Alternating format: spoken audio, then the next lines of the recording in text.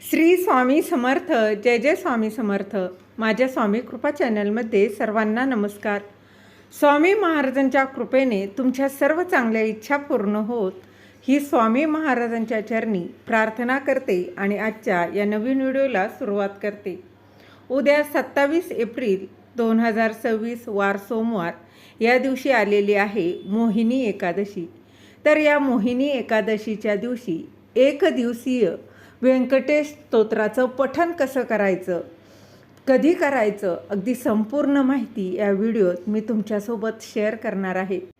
मोहिनी एकादशीच्या दिवशी ही एक सेवा आवर्जून करा. कधी करायची, कसे करायची, अगदी त्याचबरोबर बघा व्यंकटेश स्तोत्राचं पठण या दिवशी केल्यानं तुमच्या सगळ्या अडचणी, समस्या, दुःख दूर करणारी ही सेवा आहे. भगवान विष्णूंची अत्यंत प्रिय अशी ही सेवा आहे. आवर्जून करा. तर बघा मोहिनी एकादशीला कुठल्या सेवा करायच्या की जेणेकरून आपल्याही पापातून मुक्ती मिळते आपल्याला. बघा आणि खरं तर एकादशी व्रत हे अगदी सगळ्या व्रतांमध्ये सर्वात श्रेष्ठ व्रत मानलं जातं. तर प्रत्येक महिन्यात 2 एकादशी येत असते. एक कृष्ण पक्षातील एकादशी असते आणि एक शुक्ल पक्षातील एकादशी असते. आणि जेव्हा मोहिनी एकादशी आहे तर यालासुद्धा अनन्यसाधारण असं महत्त्व आहे. कारण भगवान विष्णूंनी मोहिनीचा अवतार धारण करून असुरांचा वध केला होता आणि देवांना अमर बनवलं होतं अशी ही मोहिनी एकादशी. तर याच दिवशी भगवान विष्णूंची मोहिनी स्वरूपात सेवा केली जाते, पूजा केली जाते. तर या दिवशी कशी सेवा करायची, कुठल्या सेवा करायच्या याचीच माहिती आपण या व्हिडिओत जाणून घेणार आहोत. एकादशी तिथी ही भगवान विष्णू यांना समर्पित आहे. प्रत्येक एकादशीचं नाव हे वेगवेगळं आहे. प्रत्येक एकादशीचं महत्त्व देखील वेगवेगळं आहे. तर मोहिनी एकादशी किंबहुना प्रत्येक एकादशी ही भगवान विष्णूंसाठी समर्पित आहे. काय गोष्टी आहे ज्याचं पालन करायचं आहे, कुठल्या गोष्टी आहे ज्या तुम्हाला आवर्जून करायच्या आहे. प्रत्येक घरातील एक तरी व्यक्ती असतो जो एकादशी व्रत करत असतो. एकादशी सगळ्या व्रतांमध्ये सगळ्यात श्रेष्ठ मानली गेली आहे. जर वैज्ञानिकदृष्ट्या बघितलं तर एकादशी व्रतसुद्धा खूप चांगलं आहे. कारण दिवसभर फलाहार केला जातो. काही ठिकाणी बघा भगर खाल्ली जाते, काही ठिकाणी खिचडी पण खाल्ली जाते. पण शरीराला आराम मिळण्यासाठी एक दिवसीय व्रत ते केलं जातं. ज्यांना शक्य असेल ते करतात, ज्यांना शक्य नाही ते होत नाही ते फक्त सेवा करतात किंवा आपल्या पापातून मुक्ती मिळावी म्हणून खरं तर एकादशी व्रत केलंच जातं. पण ज्यांना शक्य होत नाही त्यांनी बघा काय सेवा कराव्यात. तर काय बघा व्यंकटेश स्तोत्र ही अतिशय उत्तम अशी एकादशीच्या दिवसाची ही सेवा आहे. भगवान विष्णूंची मोहिनी अवतारात पूजा केली जाते. ज्यांच्या घरात तो फोटो असेल तर त्याची पूजा करावी, नाही तर आपल्या घरात भगवान विष्णू आणि माता लक्ष्मीची एकत्रित पूजा करायची असते. तर सकाळी लवकर उठून शुचिर्भूत होऊन स्वच्छ वस्त्र परिधान करायचं आहे. त्यानंतर भगवान विष्णूंची पूजा करायची असते. बघा भगवान विष्णूंची मूर्ती फोटो नसेल तर आपल्या देवघरातील बाळकृष्णांची पूजा करायची. ज्यांना संतानप्राप्तीच्या ज्या काही सेवा आहे, ज्या 41 बघा दिवसाच्या त्या बाळकृष्णांची सेवा करायची असते त्यासुद्धा तुम्ही उद्यापासून ही सेवा करू शकता. त्याच्याचबरोबर भगवान विष्णूंची मूर्ती असेल, फोटो असेल किंवा विष्णूंची बघा मूर्ती, पांडुरंगाची मूर्ती, बाळकृष्णाची मूर्ती असेल त्याच्यावर अभिषेक करावा. तर अभिषेक करताना अगदी साधं सोपं बघा तुम्हाला 16 वेळा पुरुष सूक्त म्हणूनही तुम्ही अभिषेक करू शकता किंवा नाही शक्य तर तुम्ही ओम नमो भगवते वासुदेवाय, ओम नमो भगवते वासुदेवाय ह्या मंत्राचा जप करून देखील अभिषेक करू शकता. बघा काही बघा 16 वेळा म्हणा, 108 वेळा म्हणा, जसं शक्य आहे त्या पद्धतीने तुम्हाला अभिषेक करायचा आहे. अभिषेक करून झाल्यानंतर ते तीर्थ तुम्ही सर्वांनी घरातील सर्व व्यक्तींनी प्राशन करायचं आहे. बघा आवर्जून ते तीर्थ म्हणजे आपण मंत्र म्हटलेलो आहोत त्यामुळे ते तीर्थ तुम्ही घरातील सर्व व्यक्तींना द्यायचं आहे. जेणेकरून भगवान विष्णूंची कृपा आपल्या घरातील प्रत्येक व्यक्तीवर राहणार आहे. आपल्या घरातील सगळ्यांना ते तीर्थ प्राशन करायला द्यावं. नंतर पिवळी फुलं, वस्त्र आपण भगवान विष्णूंना अर्पण करावीत. या दिवशी नैवेद्य देखील पिवळ्या रंगाची, जशी की मिठाई आहे, केळी आहे, पिवळ्या रंगाचं हे नैवेद्य म्हणून अर्पण करावं. तसेच बघा, या दिवशी पिवळ्या रंगाची मिठाई किंवा फळं देवांना अर्पण करायचीच आहे. त्याचबरोबर दानसुद्धा करायचं आहे. पिवळ्या वस्तू तुम्ही दान करू शकता. त्याचबरोबर अर्थात एकादशी आहे तर मांसाहार हा वर्ज्य असतो. त्याचबरोबर कांदा लसूण म्हणजे तामसिक पदार्थ घ्यायचे नाहीत. त्या खरं तर बघा, एकादशी आहे, एकादशीच्या दिवशी तांदूळ देखील खाल्ला जात नाही, म्हणजेच भात खाल्ला जात नाही. तर बघा, त्याचबरोबर या दिवशी भगवान विष्णूंची पूजा ही तुळशीपत्र अर्पण केल्याशिवाय पूर्ण होत नाही. त्यामुळे या दिवशी आवर्जून तुळशीपत्र आवर्जून अर्पण करायचं आहे. विष्णू सहस्रनामावलीचं पठण करायचं. तेही शक्य नसेल तर बघा, ओम नमो भगवते वासुदेवाय नमः, ओम नमो भगवते वासुदेवाय नमः या मंत्राचा तुम्ही बघा 21 वेळा, 51 वेळा, 108 वेळा किंवा 1000 वेळा तुम्ही नामजप करू शकता. विष्णू सहस्रनामाचं तुम्हाला बघा पठण करायला येत नसेल तर तुम्ही श्रवण केलं तरीही चालेल.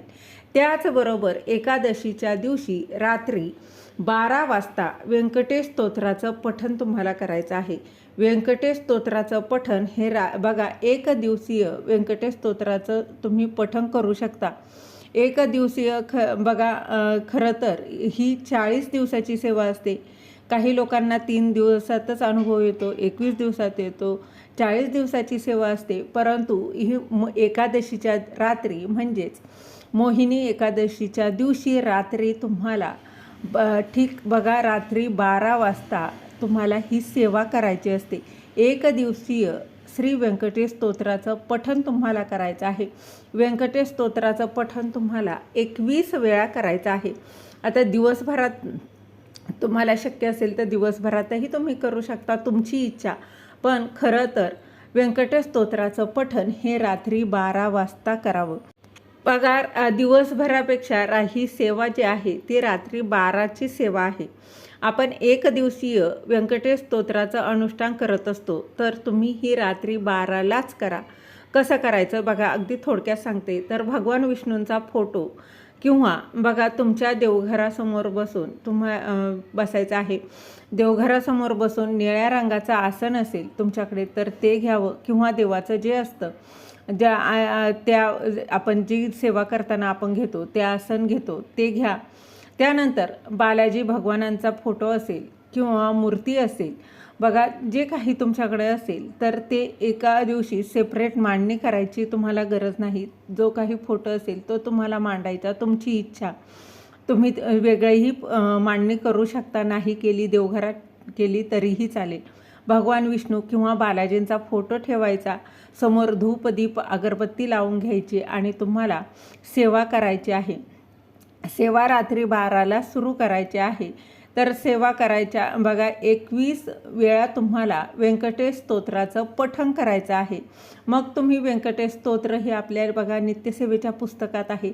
21 वेळा तुम्ही मग संस्कृतमध्ये म्हणा किंवा प्राकृतमध्ये म्हणा, तुम्हाला ज्याच्यातून सोपं वाटेल त्यातून तुम्ही म्हणू शकता.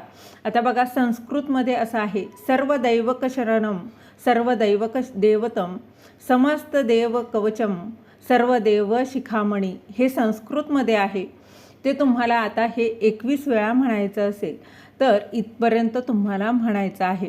आणि बघा, 20 वेळा तुम्हाला म्हणायचं, त्यानंतरची जी आहे तर ती फलश्रुती होते. मग 21व्या वेळा तुम्हाला सगळं व्यंकटेश स्तोत्राचं पठण करायचं आहे. या पद्धतीने तुम्हाला 21 वेळा रात्री 12 वाजता व्यंकटेश स्तोत्राची ही सेवा करायची असते. आता ही सेवा तुम्ही रात्री 12लाच करू शकता, तुम्ही दिवसभरातही करू शकता, पण रात्री 12ची ही सेवा आहे. तर रात्री 12ला करणं शक्य होत असेल तर नक्कीच रात्री 12ला करा. दिवसभर तुम्ही प्राकृतमध्ये किंवा संस्कृतमध्ये 1 वेळा म्हणा, 3 वेळा म्हणा, 5 वेळा म्हणा, 7, 11 जसं शक्य असेल तसं तुम्ही म्हटलं जमेल तसं तुम्ही करू शकता. पण तुम्ही ही रात्री 12ची सेवा केली तर खूप सुंदर अनुभव येतो.